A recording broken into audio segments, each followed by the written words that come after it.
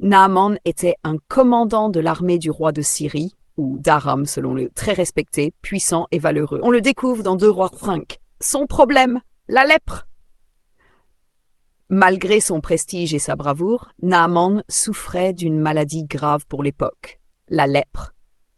C'était une maladie de peau très redoutée qui excluait souvent les malades de la société.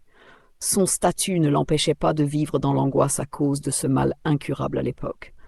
À l'intervention d'une jeune servante israélite. Chez Naaman, il y avait une jeune fille israélite, prise captive lors d'un raid. Elle servait la femme de Naaman. Elle dit un jour, « Ah, si mon Seigneur était auprès du prophète qui est à Samarie, le prophète le guérirait de sa lèpre. » Roi 5.3, elle parlait du prophète Élisée. Naaman va en Israël. Naaman, sur les conseils de cette jeune fille, demande au roi de Syrie la permission de partir. Le roi envoie une lettre au roi d'Israël avec Naaman, ainsi que des cadeaux. Le roi d'Israël, en recevant la lettre, panique, pensant que le roi syrien cherche un prétexte pour faire la guerre car il se croit incapable de guérir quelqu'un. Mais Élisée apprend la situation et dit au roi qu'il vienne à moi et il saura qu'il y a un prophète en Israël. Le test de foi. Quand Naaman arrive chez Élisée, le prophète ne sort même pas le voir. Il envoie un serviteur lui dire « Va te laver 7 fois dans le Jourdain et ta chair redeviendra saine. » Naaman est furieux.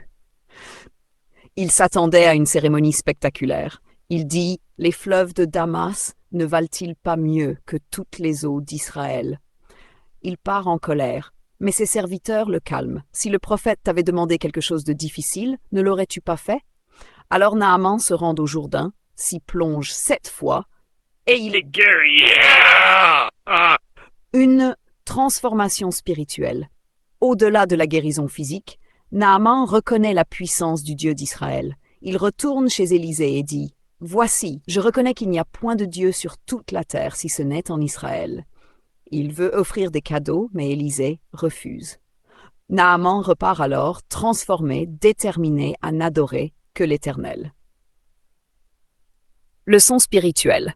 L'histoire de Naaman nous enseigne plusieurs choses. Dieu peut utiliser les plus petits, comme une servante captive, pour accomplir de grandes choses. La foi et l'humilité sont nécessaires pour recevoir la grâce de Dieu. Le salut et la guérison ne viennent pas par la grandeur humaine, mais par l'obéissance à Dieu.